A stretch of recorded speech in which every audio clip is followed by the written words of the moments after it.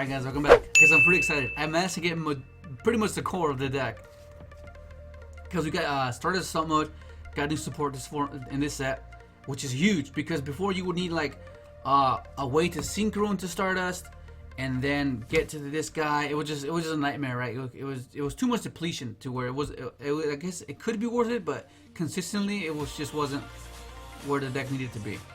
Okay, so for those of you that are unaware of what I'm talking about, okay, so if you're familiar with Stardust Dragon, Stardust Summon is very similar. Where Stardust Dragon is basically if cards were to be destroyed, you can tribute this and negate it, and then during end phase it comes back, right? And Stardust Summon is something similar, except it negates activation or effect of a monster, spell, or trap, which is amazing. Which I like how this card aged, because it didn't get power crept to the fact that it's restricted to only activation. It can negate effects as well. So like, what I mean by that is like if it, like let's say there's a face-up spell trap already, and they activate the effect while it's been activated, and then you activate the effect, you can negate it, which is really amazing. The card aged well. It's really, that's how I really like about it. And then you have, of course, the cards to get to this, which are these were already out. These got reprinted in the OTS 10. So if you want to get the deck, it's all common. Mine is the new card, which is, I want to talk about this card. Okay, this is amazing. Okay, so for those of you that don't know what this does, okay, so basically you can discard this card to the graveyard, add one assault mode, activate from your deck to your hand. It's basically you add this trap. Okay, but we'll get to that later. Okay, so the new cards that we got in this set are this Assault Sentinel and Psi-Reflector. This is what allows this deck to be viable, because you can make this card with one card. But it's a one card assault mode activate. Stardust Assault Mode. It's one card. Okay, so basically, for those of you that don't know what this does, Assault Sentinel, level 4 Earth, Beast Warrior.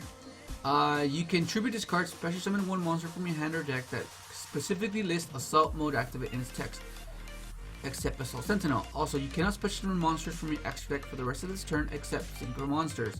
You can target one face-up monster your opponent, you control, reveal one Synchro monster in your extra deck, and if you do, the targeted monster's type and attribute become the same as the revealed monster until the end of this turn. You can only use both effects once per turn. Okay, so basically, the reason why this is good is because this card gives you this card, and the whole reason that's good is because this card makes it to where you can make this card with one card. It's a one card, like I said. So basically, when this card is, okay, let me read it to you. Psi-Reflector, level 1 Psychic Tuner.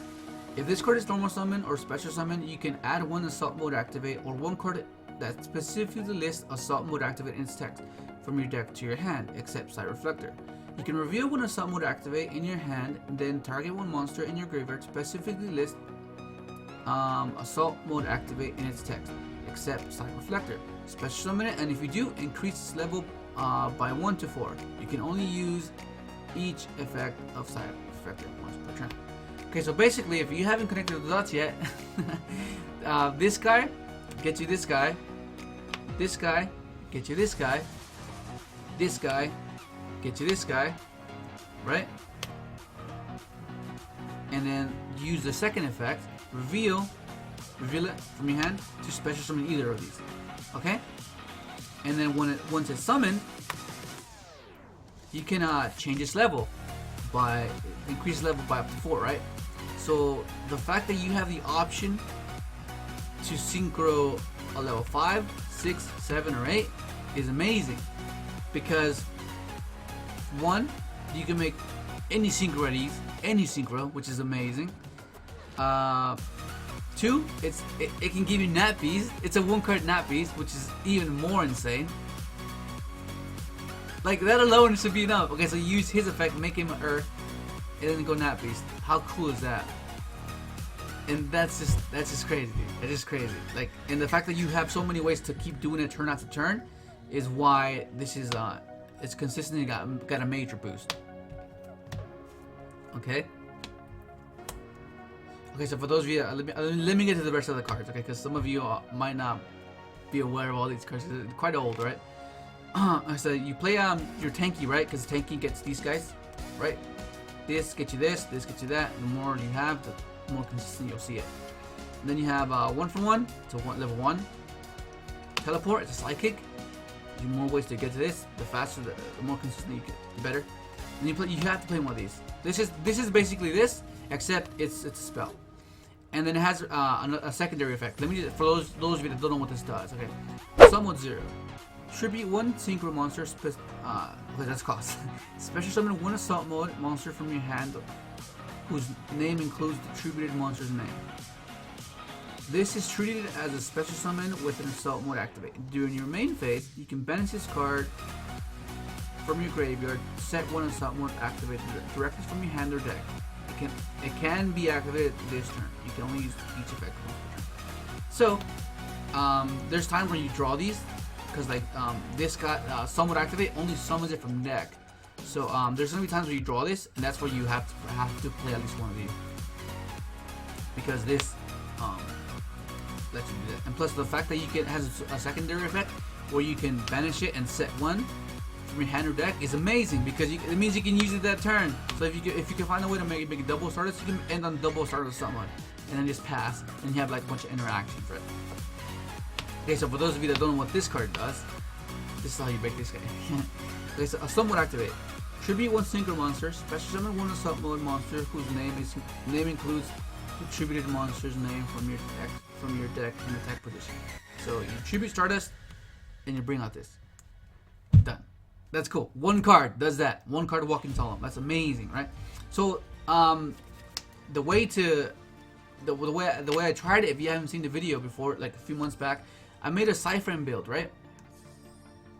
Where you would play the psi-frame and like you play the delta, the one that negates spells, and you played gamma, because then you played circuit, right? Because first you would do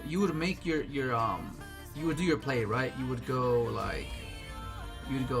summon, effect, special, add, or just don't add this, effect, add this, right?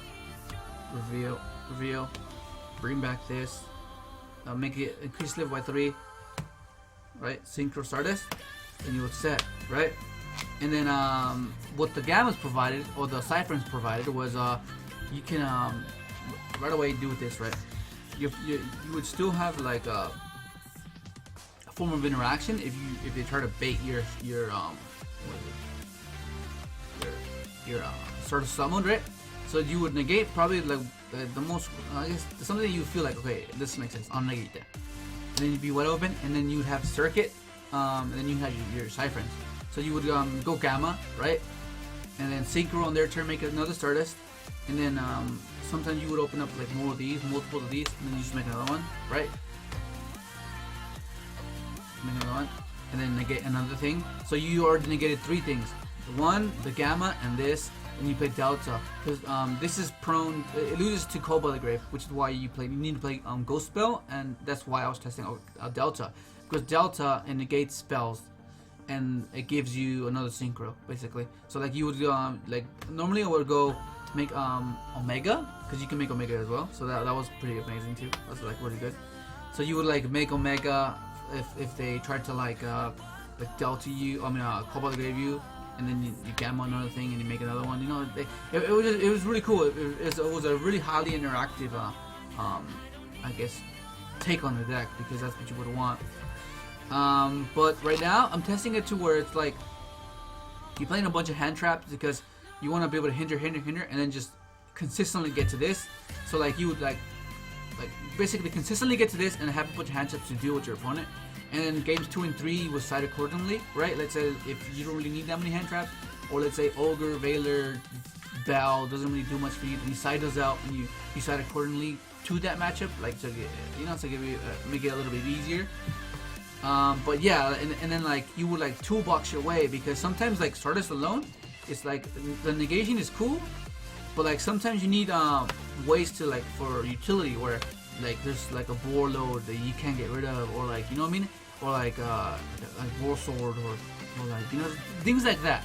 So that's why you need to play other things as well to be able to manage that, and that, which is why you play like Black Holes. You can nuke the board. Moonlight, you bounce. This card, I really like this card because it just bounces anything untargetable, and then attacks again. So it's like it's like very toolboxy, right? It adds versatility to the deck that before did not have that. But yeah, this is pretty amazing, dude. This is pretty exciting, right? So like, I guess I had to pick and choose of what route I wanted to take, because like you could play like what the build I'm playing now is like basically like all hand this is the core engine, right? And then you play just a bunch of hand traps. Like that's basically what the whole theory about it was. Like play this, and the pushing you play Bell, and then but then I was thinking of maybe playing Strike, but then sometimes like you leave yourself defenseless, so like Strike might not be too smart because it just burns you, and then you might like that's the only thing about this, like you basically leave yourself vulnerable, like you can't protect yourself anyway. It's just basically interact. But if they find a way to like get a big beater and just attack over you, it's like, oh damn, that's a bit. It's just like it's a sour taste in your mouth. You feel like, oh, what the hell? And I interacted so much, and you still can kill me. Like, what? That's so bad. But the most of the time, they can't get through because you'd be hindering them so much. But which is why I was I'm leaning towards more to Lost Wind, because it's a double card. You can use it twice. And it's for the scenarios where you don't want to use the sun mode, start the sun mode. Like you want to save it, and what this does, it just helps you deal with Warlord, Sword, or like those weird like scenarios that you normally can't. Like it's like the board where you have Logia, like old school, like the people that play Dynamite, you know where if you had a Doko or Logia and you're facing a Reaper, like you can't really, you have to wait for like Phoenix Chain or like somewhat like or Lance. Like, this is basically the same scenario. But I don't know, it's just I'm really excited about it. I'm gonna test it on Monday if I end up going, and that's pretty damn good. So for those of you that I guess are unfamiliar with the deck, these got reprinted in the OTS. This as well. These are like dirt cheap. They don't cost anything right now. Maybe, hopefully they didn't go up. And then these are common. These got reprinted. These are common. It's cheap. Well, you don't have to play these, but like I guess they help because it's just more interaction. And then Call by the Grave. This is Call by the Grave. You want to make sure your this resolves, like when you tribute it as cost, or when you try to distribute it as cost and try to ash you, and which is why this comes in handy, and so does this. And you need to play. You need to main deck Bell because your deck loses this, and Bell stops this, and Bell stops Call by the Grave when it starts stopping on the other hand. But that's basically it, man. I want to just quickly show you guys the deck, just in case some of you were completely unaware and completely oblivious, and maybe now you want to try it out, because it's pretty damn good, dude. Like you don't even have to like play just like this is just the core, right? It's the core, basically the core, and the rest can be whatever you want it to be. Like you can put a bunch of traps if you want to. You can actually play Alta guys, dude. This is Alta guys. No, don't do that. But anyway, that's pretty gonna be it. Go ahead and try it out. Let me see what you guys come up with. I've seen a few builds up online, but none of them very. This Orcus one. This is an Orcus one I think I've seen, and I don't know. Just go ahead and try it out. It's pretty cool, man. It's just nostalgic, very nostalgic, and that's gonna be it. I'm excited. That's gonna be it. Hopefully enjoy the video. Like, subscribe if you haven't, and thanks for watching.